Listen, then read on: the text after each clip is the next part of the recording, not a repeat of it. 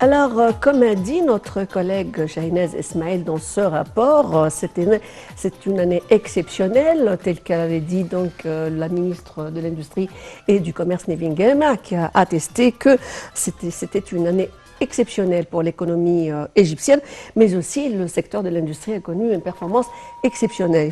Il faut signaler, comme Shahinaz a dit, que ce rapport du FMI sur le rapport annuel des horizons de l'économie du Moyen-Orient et de l'Afrique du Nord et de l'Asie centrale, a fait l'éloge du programme de la réforme économique en général égyptienne.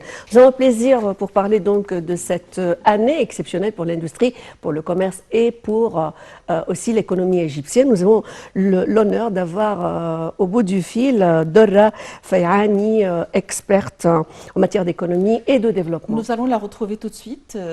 Apparemment, il y a là un petit incident technique.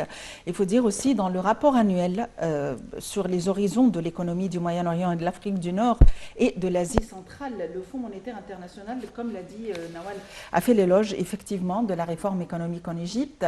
Et c'est grâce à cela que nous avons réussi à tenir bon durant la pandémie. L'Égypte aussi est devenue un pays émergent important au Proche-Orient et en Afrique. On a retrouvé là l'appel téléphonique avec Madame Dorra Fayani, experte en économie. Alors, nous commençons. Vous m'écoutez? Bonjour. Je suis avec vous. Alors, une nouvelle attestation parmi les attestations les plus, comment dirais-je, les plus prometteuses pour l'économie émergente, comme avait dit ma collègue.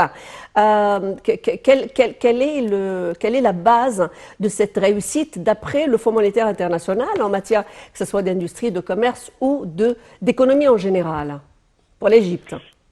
Eh bien, ce qui est véritablement très important et à définitivement mettre au crédit de Madame Nevin Guema est le fait qu'elle ait réussi, mais ceci parce qu'elle y a été attachée également avant d'être nommée ministre, toute une série de programmes d'aide aux petites et moyennes entreprises et à la création de petites et moyennes entreprises. Et ce qui est important est que en Égypte, comme dans le monde entier en fait, mais en Égypte en particulier, le pourcentage de petites et moyennes entreprises dans le pays et leur rôle dans le produit national brut est le plus important. C'est en tout état de cause également le plus important en nombre d'employés. Et l'agence que l'on a appelée MESMEDA, qui est donc l'agence en charge des PME, qui fait partie du ministère et a été menée par Madame Guema pendant de nombreuses années, avant qu'elle ne devienne ministre, et ils ont effectivement réussi à mener toute une série de programmes d'aide technique aux petites et moyennes entreprises qui a été en fait supportée par la politique mise en place par le gouvernement au travers de la Banque centrale d'Égypte de fournir des prêts bonifiés et dans des conditions vraiment très compétitives, mais également de fournir des prêts aux entreprises qui venaient de démarrer. Donc ces deux éléments combinés, soutien aux PME et politique financière, ont permis à l'Égypte de mieux traverser que beaucoup d'autres pays la situation de crise due au corona que nous traversons, que le monde entier traverse. Madame Dorra Fayani, le mouvement du commerce a été ralenti à cause de la pandémie, que ce soit le commerce régional ou transatlantique. À votre avis, quelles seraient les perspectives de la reprise du commerce au seuil de l'année 2021?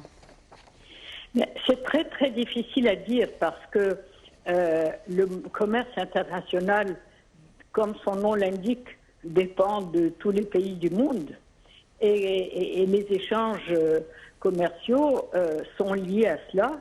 Donc c'est aussi bien le transport maritime que le transport aérien.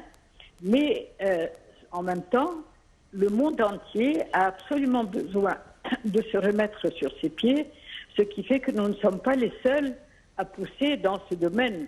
Le monde entier s'y est attaché avec des programmes financiers considérables pour littéralement faire redémarrer la machine. Alors, à notre niveau, ce qu'il est très important que nous fassions, et que le ministre de l'Industrie, mais aussi au niveau du gouvernement, on se concentre finalement, parce qu'à mon avis, ça n'a pas été fait sérieusement jusqu'à présent, sur la définition de stratégies de développement de filières précises. En anglais, on appelle ça value chain,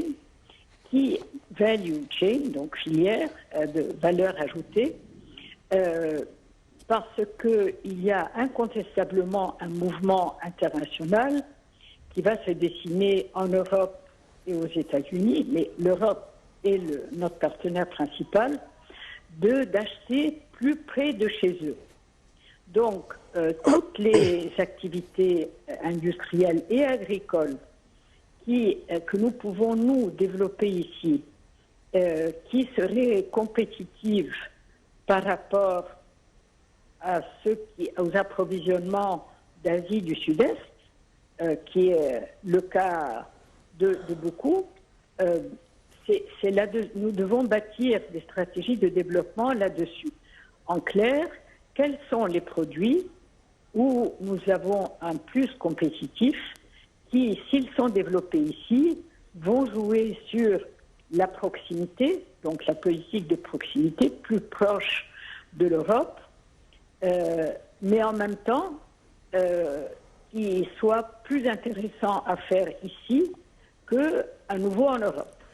Alors, la dernière question qui se poserait, parce que pour le temps, il nous reste que 2 minutes. 2 minutes. Voilà, justement, Madame Levine-Ghem avait signalé auparavant et même dans ce rapport que l'industrie égyptienne a connu un élan extraordinaire cette année.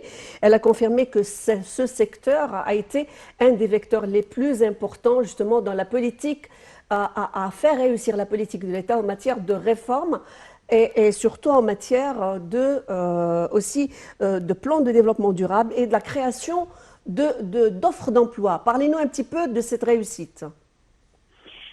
Eh bien, en 2 mots commençant, les industriels égyptiens se sont mis au travail.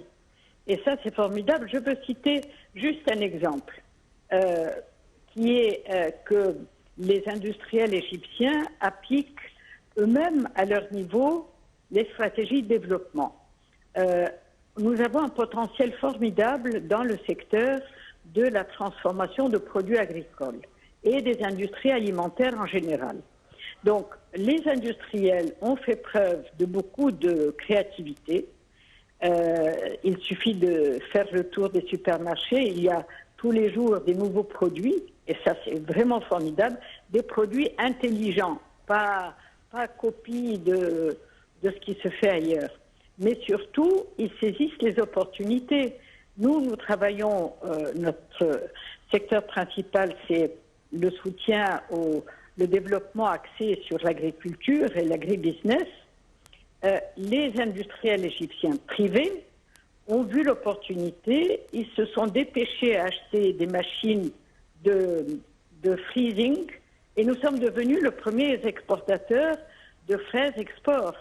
C'est du bonheur, c'est vraiment exceptionnel. On aura l'occasion peut-être de parler d'autant de réussite. Oui, effectivement.